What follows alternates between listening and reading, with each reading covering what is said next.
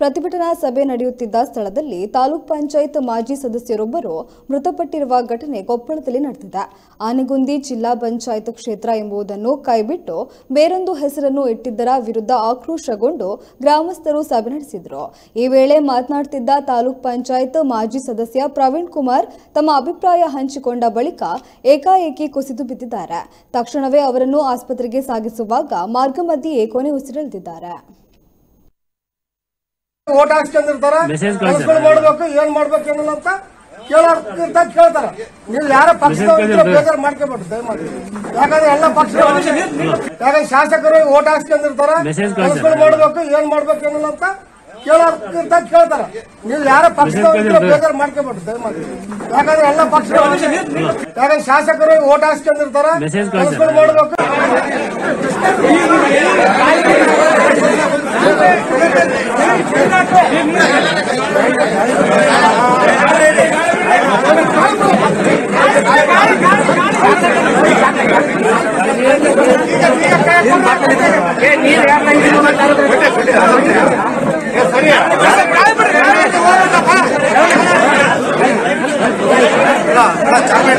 ಸರಿ